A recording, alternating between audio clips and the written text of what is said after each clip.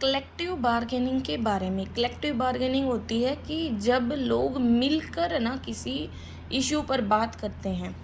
तो कहता है कि जो भी इंडस्ट्रियल डिस्प्यूट होते हैं उनका जो सेटलमेंट होता है वो ज़रूरी है अगर आपको इंडस्ट्रियल रिलेशंस को अच्छा करना है किसी भी ऑर्गेनाइजेशन में। क्योंकि आज के टाइम में ट्रेड यूनियंस बनते जा रहे हैं, वर्ड आ रहा है ट्रेड यूनियन होते हैं लेबर यूनियन, कि भाई जो भी वर्कर्स वगैरह हैं वो मिलकर ना अपना ग्रुप बना लेते हैं।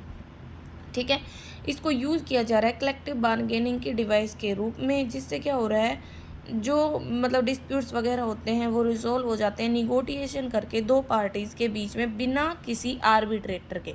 आर्बिट्रेटर कौन होता है? आर्बिट्रेटर एक मीडिएटर होता है, ठीक है, जो भाई जो भी मुद्दे होते हैं उनमें जो भी लड़ाइयाँ होती हैं उनको सोल्व करवाता है।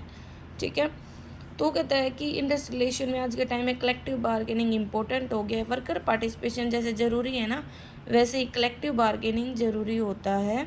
ठीक है, अब बात आती है कलेक्टिव बार्गेनिंग की डेफिनेशन। तो कलेक्टिव बार्गेनिंग एक टर्म है जो यूज़ की जाती है डिफाइन करने के लिए एक सिचुएशन जिसमें जो भी एसेंशियल कंडीशंस होती हैं एम्प्लॉयमेंट की वो पता की जाती है, डिटरमाइन की जाती है बार्गेनिंग प्रोसेस के द्वारा, जिसमें ना वर्कर्स के रिप्रेजेंटेटिव होते हैं और मैनेजमेंट के रिप्रेजेंटेटिव होते हैं। कलेक्टिव बार्गेनिंग मतलब रिलेटेड है जो भी रिलेशंस होते हैं ट्रेड यूनियन में। ट्रेड यूनियन मतलब वर्कर्स के जो रिप्रेजेंटेटिव है, और मैनेजमेंट मतलब जो मैनेजमेंट के जो भी एम्प्लॉयर के जो भी रिप्रेजेंटेटिव है उनके बीच में बार्गेनिंग है ना वो मिलकर की जाती है। ठीक है, क्योंकि ना जो भी रिप्रेजेंटेटिव होते हैं लेबर और मैनेजमेंट के, वो एज ए बार्गेनिंग एजेंट काम करते हैं। दोनों पार्टीज है ना एक टेबल के सामने बैठती है और ना वो उस पर डिलीबरेट करती है, परशूड करती है और एक दूसरे को इन्फ्लुएंस करने की कोशिश करती है, आर्ग्यू करती है। एग्गल का मतलब भी आर्ग्यूमेंट ही होता है।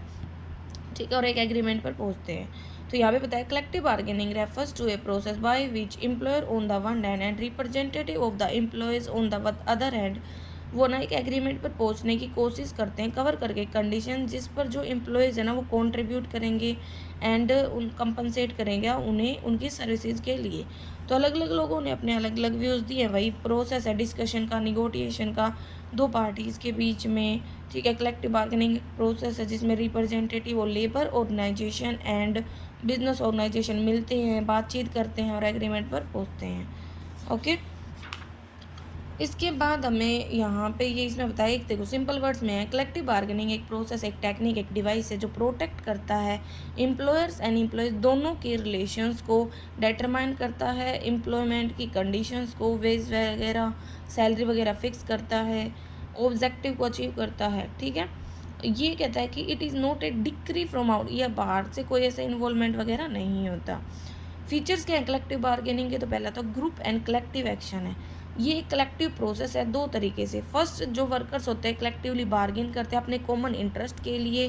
सेकेंडली, जो वर्कर्स एंड मैनेजमेंट होते हैं वो एक एमिकेबल होता है, फ्रेंडली, अच्छे सॉल्यूशन पर पहुंचते हैं बातचीत करके। स्ट्रेंथ कहता है कि दोनों पार्टीज़ की स्ट्रेंथ इक्वल होती है कलेक्टिव बार्गेनिंग में, वर्कर्स के भी एंड मैनेजमेंट की भी। कंटिन्यूस प्रोसेस है, ये डे टू डे चलने वाला प्रोसेस है। फ्लेक्सिबल है, फ्लेक्सिबल मतलब भाई रिगिड नहीं होती, कोई भी पार्टी रिगिड नहीं हो सकती, उसे सिचुएशन के अकॉर्डिंग बदलना पड़ेगा, ये इसका इंपॉर्टेंट फीचर है। ठीक है, वॉलेंटरीली जो कलेक्टिव बार्गेनिंग होती है वो एक वॉलेंटरी प्रोसेस होता है मैनेजमेंट एंड वर्कर की साइड से। वॉलेंटरी होता है अपनी इच्छा से, मन से दोनों पार्टी से बार्गेनिंग करते हैं। ठीक है, मतलब उस टेबल पर आते हैं और डायलॉग वगैरह करते हैं, बात करते हैं इंपॉर्टेंट इशू पर।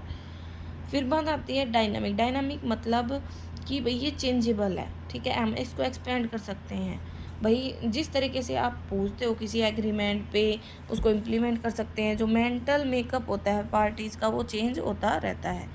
Power relationship, collective bargaining involve करता है पावर रिलेशनशिप। वर्कर चाहते हैं मैक्सिमम मैनेजमेंट से और मैनेजमेंट चाहती है मैक्सिमम वर्कर से। ठीक है, तो वही है, एक सॉल्यूशन पर पहुंचने के लिए कहता है कि रिट्रीट किया जाता है from the position and accept less is ask for and give more that which what it offer. तो वही बात है कि वर्कर भी सेटिस्फाई रहे, ऐसा इसमें किया जाता है। बाई पे राइट प्रोसेस होता है, मतलब दो ही पार्टीज होते हैं, बाहर से कोई भी इंटरवेंशन नहीं होता, फेस टू फेस डायलॉग होता है। टू पार्टी प्रोसेस होते हैं, म्यूचुअल गिव एंड टेक मतलब प्रोसेस होता है। ठीक है, इसको हम टेक इट और लीव इट मेथड भी बोल सकते हैं क्योंकि एक सेटलमेंट पर पहुंचा जाता है, दो पार्टीज होती हैं। ठीक है, लेबर और मैनेजमेंट। अब बात आती है कि जो कलेक्टिव बार्गेनिंग है वो क्यों की जाती है, ऑब्जेक्टिव क्या है। तो मेंटेन करना अच्छे रिलेशन मैनेजमेंट में और वर्कर्स में, सेटल करना जो भी डिस्प्यूट हुआ है, कॉन्फ्लिक्ट हुआ है वर्कर्स में, वेजेस से रिलेटेड, वर्किंग कंडीशन से रिलेटेड, जो भी वर्कर है उनके इंटरेस्ट को प्रोटेक्ट करना कलेक्टिव एक्शन के द्वारा। भाई जो भी ट्रेड यूनियंस है उनमें जो भी मतलब इंश्योर करना पार्टिसिपेशन और ट्रेड यूनियंस का इंडस्ट्री में, रिजोल्व करना जो भी डिफरेंसेस है वर्कर और मैनेजमेंट की थिंकिंग में, उनको बातचीत करके अवॉइड करना गवर्नमेंट के इंटरवेंशन को, क्योंकि एक वॉलेंटरी प्रोसेस होता है। अब टाइप्स और सबसे ज़्यादा इंपॉर्टेंट यही हो जाते हैं हमारे लिए। तो कहता है कि बहुत सारे देखो कलेक्टिव बार्गेनिंग एक स्ट्रिक्टनेस में बात करें तो सेंस इज द प्रोसेस है पॉजिटिव गिव एंड टेक का वर्कर एंड एम्प्लॉयर्स के बीच में, ठीक है। तो कलेक्टिव बार्गेनिंग को इसने 4 पार्ट में बांटा है। Distributive bargaining, integrative bargaining, attitudinal bargaining, intra organisational bargaining. Distributive bargaining को हम कंजक्टिव बार्गेनिंग भी बोल सकते हैं, ठीक है। और कहता है कि ये किसके द्वारा दी गई थी, चैम्बरलिन के द्वारा दी गई थी, CHAMBRLIN, चैम्बरलिन के द्वारा दी गई थी। इसमें क्या होता है कि हर पार्टी दूसरे से जीतने की कोशिश करती है, एक पार्टी गेनर होती है तो दूसरी लूजर होती है, ठीक है। भाई वेजेस वगैरह, सैलरी वगैरह, बोनस वगैरह पे बात करते हैं, आर्ग्यू करते हैं सरप्लस के डिस्ट्रीब्यूशन के। दूसरे में आती है इंटीग्रेटिव, इसको हम कोऑपरेटिव भी बोल देते हैं। इसमें क्या होता है कि भाई निगोटिएशन होता है और दोनों पार्टीज या तो गेन होंगी, किसी भी पार्टीज को नुकसान नहीं होगा, या तो किसी पार्टी को गेन होगा ही नहीं या दोनों को गेन होगा। एग्जाम्पल, किसी एम्प्लॉय को ट्रेनिंग देने की बात हुई, ट्रेनिंग प्रोग्राम की, दोनों को फ़ायदा है। एटीट्यूडनल स्ट्रक्चरिंग में क्या होता है, शेप करना, रीशेप करना एटीट्यूड को, उनके ट्रस्ट को, डिस्ट्रस्ट को, फ्रेंडलेस को, हॉस्टिलिटी को, ये सब आता है। कहता है कि जो भी मैनेजमेंट होती है और जो भी वर्कर होते हैं उनमें ना कड़वाहट का मतलब एक बीज होता है, तो उसको हमें ठीक करना होता है smooth and harmonious industrial relation को मेंटेन करने के लिए। इंट्रा ऑर्गेनाइजेशनल बार्गेनिंग में क्या होता है, इस टाइप की बार्गेनिंग में मैन्योवरिंग की जाती है अचीव करने के लिए कंसेंसस दोनों में, वर्कर्स में और मैनेजमेंट में, ठीक है। क्योंकि है ना उनके जो भी व्यूज़ होते हैं उनमें डिफरेंसेस होते हैं। Within the management also difference मिलते हैं। Trade union manoeuvre to achieve consensus among the conflicting groups. तो इसमें ये भी बोला कलेक्टिव बार्गेनिंग को हम और 4 ग्रुप्स में बांट सकते हैं। एग्रीमेंट जो निगोटिएट होते हैं बाई ऑफिशियल्स काउंसिलेशन प्रोसीडिंग के दौरान, जिन्हें हम सेटलमेंट बोल देते हैं इंडस्ट्रियल डिस्प्यूट एक्ट के अंतर्गत। एग्रीमेंट जो कंक्लूड किए जाते हैं पार्टीज़ के द्वारा बिना किसी मतलब काउंसिलिएशन की। एग्रीमेंट जो निगोटिएट किए जाते हैं पार्टीज़ के द्वारा वॉलंटरी बेसिस पर जब डिस्प्यूट वगैरह राइज होता है, इनको हम कंसेंट अवॉर्ड भी बोल देते हैं। और एग्रीमेंट जो ड्रॉ अप किए जाते हैं डायरेक्ट निगोटिएशन के बाद लेबर एंड मैनेजमेंट से और वॉलंटरी होते हैं नेचर में, ये डिपेंड करते हैं मोरल फोर्सेस को लागू वगैरह करने पर। अब बात आती है कि कलेक्टिव बार्गेनिंग का मैटर क्या होता है। जो सब्जेक्ट मैटर होता है कलेक्टिव बार्गेनिंग का बहुत ज़्यादा वाइड है, ये कवर करता है बहुत सारे इश्यूज़ को, ठीक है, जो अफेक्ट करते हैं employment relationship between worker and the management. तो subject matter of collective bargaining बहुत ज़्यादा वाइड है, ये कवर करता है बहुत सारे इश्यूज़ को। तो जो Indian institute of personal management Calcutta है उसने सजेस्ट किया था collective bargaining. Purpose of agreement, it's scope and definition of important term, rights and responsibility of the management and the trade union, wages, bonus, production norm, leave, retirement benefit, term and condition of services, grievance redressal procedure, method and machinery, settlement करने के लिए termination close वगैरह। अब need and importance of collective bargaining. Collective bargaining को recognise किया जाता है एक लीगल एंड सोशली सैंक्शन तरीके के रूप में, ठीक है। तो नेशनल कमीशन ऑन लेबर ने बताया best jurisdiction for collective bargaining is that, ये एक सिस्टम है जो बेस्ड होता है बाईपेराइट एग्रीमेंट पे एंड जो सुपीरियर होता है टू एनी अरेंजमेंट, इन्वॉल्व होता है थर्ड पार्टी मतलब इन्वॉल्व वैसे तो नहीं होता इसमें, तो थर्ड पार्टी इंटरवेंशन। तो कलेक्टिव बार्गेनिंग इम्पोर्टेंट है, क्यों, बहुत सारे रीजन। एक तो ये डेमोक्रेटिक मेथड है रेगुलेट करने के लिए जो भी कंडीशंस है एम्प्लॉयमेंट की of those who are directly concern about them. ये वॉलंटरी प्रोसेस होता है बिना किसी थर्ड पार्टी के इंटरवेंशन से। ये अंडरस्टैंडिंग से होता है वर्कर एंड मैनेजमेंट के बीच में, एम्प्लॉयर को गेन होता है, ठीक है, और वर्कर्स को भी। और ये प्रोवाइड करता है फ्लेक्सिबल मींस एडजस्टमेंट के लिए वेजेस एंड एम्प्लॉयमेंट कंडीशंस वगैरह को। ये इस्टेब्लिश करता है कोड जो डिफाइन करते हैं राइट्स ऑब्लिगेशन, हर पार्टी के बेसिक स्टैंडर्ड वगैरह फिक्स कर दी जाती है। एक सोल्यूशन देता है जो भी प्रॉब्लम होती है इंडस्ट्रियल सिकनेस की, उन सब के बारे में। और ये फैसिलिटेट करता है अच्छे से इम्प्लीमेंट करना जो भी डिसीजन वगैरह है उनको। Most important and significant aspects है ये है ना, जो भी बेनिफिट्स होते हैं उनकी इक्वली बांटता है जो भी इंडस्ट्री से मिलते हैं एम्प्लॉयज़ वगैरह में। और एम्प्लॉयर्स में। अब बात आती है प्रोसेस। तो प्रोसेस को वैसे इसने 2 स्टेजेस में बांटा है कि बातचीत होगी, निगोटिएशन होगा एंड इम्प्लीमेंटेशन होगा। तो सबसे पहले क्या करेंगे, हम प्रॉब्लम को आइडेंटिफाई करेंगे। जो नेचर ऑफ प्रॉब्लम है वो इन्फ्लुएंस करता है पूरे प्रोसेस को, इसीलिए ये इंपॉर्टेंट है दोनों पार्टीज़ के लिए कि जो भी प्रॉब्लम है जिससे वो सामना करने जा रहे हैं पहले तो वो ही पता हो। तो जो नेचर ऑफ प्रॉब्लम वो इन्फ्लुएंस करता है रिप्रेजेंटेटिव को, number and period of negotiation को। सबसे पहले प्रॉब्लम को आइडेंटिफाई किया जाता है। दूसरा है preparation for negotiation. Negotiation start होता है जैसे ही भाई जो भी पार्टीज होती है लेबर या मैनेजमेंट की वो मिलती हैं, तो दोनों employer and employees devote a great deal of time for negotiation को तैयार करने के लिए वो अपने मतलब बहुत ज़्यादा टाइम लगाते हैं। ठीक है, कि भाई बहुत उनके पास सारा डाटा वगैरह कलेक्टेड हो, जो पर्सनल डिपार्टमेंट है वो ऑब्जेक्टिव वगैरह को सेट करे जो प्रपोज किया जाएगा निगोटिएशन के दौरान। तो कलेक्टिव बार्गेनिंग टेम्परेरी एकोमोडेशन नहीं होता बल्कि कंटिन्यूस प्रोसेस होता है, तो इसके लिए अच्छे से उन्हें प्रिपरेशन वगैरह करनी पड़ती है। तो क्या क्या है, जो स्पेसिफिक प्रपोजल है कंपनी के इसमें आते हैं ऑब्जेक्टिव वगैरह, जो प्रेजियल है कॉस्ट का वो किया जाता है। फिर negotiation procedure, in the first representative होते हैं निगोटिएशन के, वो सिलेक्ट किए जाएंगे। सबसे पहले रिप्रेजेंटेटिव सिलेक्ट होंगे क्योंकि ये वो पर्सन होंगे जो रिप्रेजेंट करने, जो बोल लेंगे पेशेंस के साथ, कंपोजर के साथ एंड प्रेजेंट करेंगे व्यूज़ को। सिलेक्ट करने के बाद उन्हें एजुकेट किया जाता है, ठीक है, प्रॉब्लम के बारे में बताया जाता है, उन्हें पावर अथॉरिटी वगैरह दी जाती है, ठीक है। और अदर प्रिपरेशन भी आते हैं जिसमें टाइम वगैरह, निगोटिएशन का पीरियड वगैरह कहाँ पे होगी वो सब। यूजली है ना there will be a chief negotiator होता है जो मतलब मैनेजमेंट की साइड से होता है, जो डायरेक्ट करता है, प्रिसाइड करता है निगोटिएशन के ऊपर। जो चीफ निगोटिएटर होता है प्रेजेंट करता है प्रॉब्लम को, उसके नेचर वगैरह को, वो अलो करता है रिप्रेजेंटेटिव दोनों साइड के, ठीक है। Representative from both side should reach the negotiation table पे, है ना, फ्रेश माइंड से पूछे, पॉजिटिव माइंड से, नेगेटिव से नहीं पूछना है, ठीक है। अटेंटिव रहे, प्रॉब्लम को अच्छे से सुने, ये सब इसने बताया। अब बात आती है implementation of contract. According to professor Williamson and Harris, अगर कुछ भी इंपॉर्टेंट नहीं है to industrial relation then the contract itself. जो एडमिनिस्ट्रेशन होता है कॉन्ट्रैक्ट का, जो प्रोग्रेस होता है in collective bargaining is not measured by mayor, ये सिर्फ साइन करके ही नहीं होता, rather measure by fundamental human relation agreement. जो निगोटिएशन होता है कॉन्ट्रैक्ट का have suspense drama short which draw public attention, ठीक है। ये एक स्पेक्टिकुलेटर साइड है इसकी मतलब।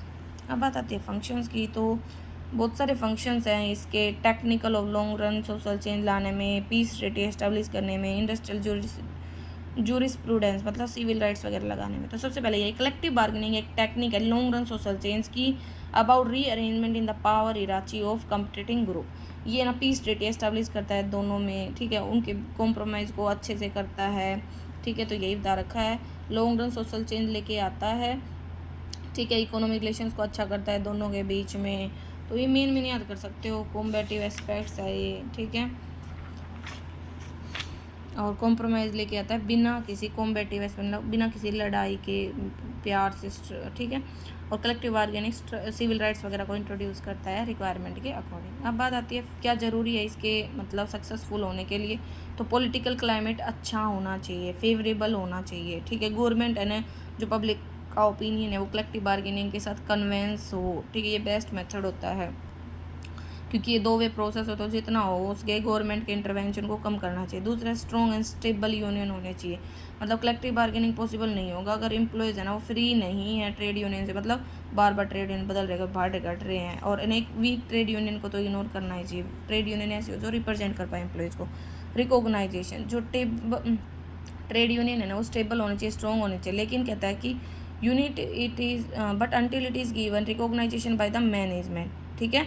कलेक्टिव बार्गेनिंग कांट एग्जिस्ट और बिगिन अनटिल यूनियन रिकॉग्नाइज, जब तक कि उनको भाई पहचान नहीं मिलेगी तब तक वो कुछ कर नहीं सकते, तो उनको पहचान मिले। विलिंगनेस और गिव एंड टेक किया, तो हारने की जीतने की, both employer and union should negotiate in spirit और कॉम्प्रोमाइज़ की स्पिरिट में बात करे, ठीक है, तभी ऐसा हो सकता है। निगोटिएटर अथॉरिटी, जो प्रोसीजर होता है वो डेवलप होना चाहिए इंश्योर करने के लिए कि जो निगोटिएटर है उसके पास फुल अथॉरिटी है दोनों पार्टीज़ को बाइंड करने की। अगर बार्गेनिंग रिप्रेजेंटेटिव रेफर करता है कि भाई उसमें मतलब रिप्रेजेंटेटिव ऑर्गेनाइजेशन की तरफ भी, तो ये बार्गेनिंग प्रोसेस को ख़राब कर सकता है। तो दोनों के फेवर में हो, ठीक है। फेयर प्रैक्टिस अडोप्ट करनी चाहिए, पॉजिटिव एटीट्यूड अपनाओ प्रॉब्लम वगैरह की तरफ। कंटिन्यूस डायलॉग होता रहता है, ये चलता ही रहता है, ठीक है, जब तक कि एग्रीमेंट ना हो जाए। और अवेलेबिलिटी ऑफ डाटा, जो एम्प्लॉयर है उसके पास है ना रिक्वायर्ड रिकॉर्ड होना चाहिए, डाटा अवेलेबल होना चाहिए फैक्ट्स एंड फिगर है जो भी एम्प्लॉयर से रिलेटेड वर्किंग कंडीशन से, वो सब होने चाहिए। अब बात आती है कलेक्टिव बार्गेनिंग इन इंडिया। तो इंडिया में ये आई थी फर्स्ट टाइम 1952 में, ठीक है, और बाद में इसकी इंपॉर्टेंस सिग्निफिकेंस बढ़ता गया। Information on the growth of collective bargaining process is somewhat, कहता है कि मेजर करता है कि जो डाटा रिलेटेड है लेबर ब्यूरो से, वो दिखाता है कि जो प्रैक्टिस है डिटरमाइन करने की भाई वेजेस की क्या होगी, कंडीशंस ऑफ एम्प्लॉयमेंट, वो सब कलेक्टिव बार्गेनिंग के थ्रू होता था, और मतलब डिस्प्यूट वगैरह रिजोल्व करने में इसने बहुत हेल्प की। तो ये सब इसमें डाटा नॉर्मल था है, आप याद रखो कब आई थी 1952 में। फिर उसके बाद अलग अलग भाई कलेक्टिव बार्गेनिंग भी हुई है, ठीक है, ये सब इसमें बताया। अब बात आती है कि भाई यहाँ कौन सी कलेक्टिव बार्गेनिंग को फैक्टर हैं जो अफेक्ट करते हैं। एक तो एम्प्लॉयर की रिलेक्टेंस, मतलब एम्प्लॉयर्स होते हैं ना, वो ही भाई मान ली की है, वो ही है ना कलेक्टिव बार्गेनिंग नहीं करना चाहते, वो ये चीज़ पसंद ही नहीं करना करते कि एम्प्लॉयज़ को भी उनके बराबर अधिकार मिले हुए, स्ट्रेंथ मिली हुई है, ठीक है। और फिर ये कह रखा है whatever limited bargaining takes place in India is limited to a few large plants only multiple unions. कहता है कि दूसरी प्रॉब्लम ये भी है कि बहुत सारी यूनियंस होती हैं, ठीक है, तो किसी भी यूनियन को ज़्यादा सपोर्ट नहीं मिल पाता, थोड़े थोड़े पार्ट में बटी रहती हैं। नॉन रिकॉग्नाइजेशन, लैक है डेफिनेट प्रोसीजर की डिटरमाइन करना कि कौन सा यूनियन रिकॉग्नाइज किया जाएगा बार्गेनिंग एजेंट के रूप में। वीक यूनियन है, 10% का सपोर्ट है, ज़्यादातर तो वर्कर सपोर्ट में नहीं है, किसी भी मेंबरशिप में नहीं है। पॉलिटिकल इंटरफेरेंस बहुत ज़्यादा है, और इनएडिक्वेट इंटरवेंशन है, ठीक है। जो रेगुलेटरी फ्रेमवर्क है जो कर रहा है इंडस्ट्रियल रिलेशंस को, वो बहुत ज़्यादा टाइट है, ठीक है, बहुत कम बार्गेनिंग के लिए भाई जगह छोड़ता है, तो ये भी इसकी कमी है। ठीक करने के लिए सजेशन यही है कि मतलब यूनियन है ना वो स्ट्रॉन्ग होने चाहिए, अवेयरनेस हो उनके बीच में, वर्कर्स के बीच में, रिकॉग्नाइज करो रिप्रेजेंटेटिव यूनियंस को, ठीक है, और लॉ के द्वारा प्रोवाइड करो। इंटरफेरेंस पॉलिटिकल पार्टी का ख़त्म करो, गवर्नमेंट है ना उसे एफर्ट्स करने चाहिए कलेक्टिव बार्गेनिंग की ग्रोथ के लिए, हर पार्टी को डेवलप करनी चाहिए स्किल्स वगैरह, ठीक है, पॉजिटिव एटीट्यूड हो, अथॉरिटी है ना वो क्रिएट की जाए। अब बात है recommendation, national commission on labour ने तो 1969 में इसने मतलब कुछ रिकमेंडेशन दी थी, तो क्या क्या थी। गवर्नमेंट इंटरवेंशन इन इंडस्ट्रियलाइजेशन है ना उसको जितना उसके कम कर दो, जो ट्रेड यूनियंस है उनको ताकत दो, स्ट्रेंथन करो ऑर्गेनाइजेशनली भी और फाइनेंशियली भी, ठीक है। जो ट्रेड यूनियन एक्ट है उसमें भाई अमेंडमेंट की ज़रूरत है। लीगल प्रोविजन में be made either by separate legislation or by amending in existing enactment. भाई कंपलसरी रिकॉग्नाइजेशन करो ट्रेड यूनियंस का, सर्टिफिकेशन दो, प्रोहिबिट करो, पेनलाइज करो अनफेयर लेबर प्रैक्टिस जो अपनाते हैं। बार्गेनिंग है ना गुड फेथ में होनी चाहिए दोनों के द्वारा, कन्फर करो लीगल वैलिडिटी। इंटेंसिफाई करो वर्कर की एजुकेशन को, भाई उनके भाई जो भी यूनियन ने नॉलेज दो, ठीक है, कंसियस बनाओ। Idea of one union for one plant और इंडस्ट्री वो पॉपुलराइज करो, जो गवर्नमेंट है उसे डिक्लेयर करनी चाहिए, अपनी पॉलिसी है ना लो करना चाहिए, इनकोरेज करे पार्टीज़ को कि वो कन्फ्लिक्ट को सेटल करे, जो नहीं मानता है उसके अगेंस्ट में एक्शन लेना चाहिए। तभी तो इंडस्ट्रियल डिस्प्यूट एक्ट 1947 को 1982 से बदल दिया था, अमेंडमेंट कर दिया था। तो रोल क्या कलेक्टिव बार्गेन के ह्यूमन रिसोर्स मैनेजमेंट में तो बहुत सारे हैं, higher profit lower cost per कमाने में, मैक्सिमम यूटिलाइजेशन में वर्कर्स का, तो देखो यही है। कलेक्टिव बार्गेन एक डिवाइस है प्रोमोट करने में कोऑपरेशन को, ठीक है, इंडिविजुअली वर्कर्स का कोई एग्जिस्टेंस नहीं होता है। कलेक्टिव बार्गेनिंग हेल्प करता है गवर्नमेंट की जो भी बहुत सारे लेबर लेजिस्लेशन है उनको आसानी से लागू करने में, ट्रेड यूनियंस बनाने में, ठीक है। तो कलेक्टिव बार्गेनिंग एक प्रोसेस है जिसमें representative of labour organisation and representative of business organisation मिलते हैं और एक एग्रीमेंट पर पहुंचते हैं, ठीक है। स्ट्रिक्टनेस की बात करती है, समझा जाता है एक प्रोसेस के रूप में of a positive give and take between worker and employer. Collective bargaining आता है to be recognise legal and socially sanctions way regulate करने का। जो होल प्रोसेस है कलेक्टिव बार्गेनिंग का वो मेनली 2 स्टेज में हो जाता है, निगोटिएशन एंड इम्प्लीमेंटेशन। जो प्रोग्रेस है कलेक्टिव बार्गेनिंग की इंडिया में वो इतना इंकरेजिंग नहीं है, लिमिटेड है प्लांट्स तक ही, ठीक है, कुछ ही प्लांट्स तक। तो कहता है कि from HRM point of collective bargaining device है गेट एंड प्रोमोट कोऑपरेशन। तो ये हमारा टॉपिक था, थैंक यू।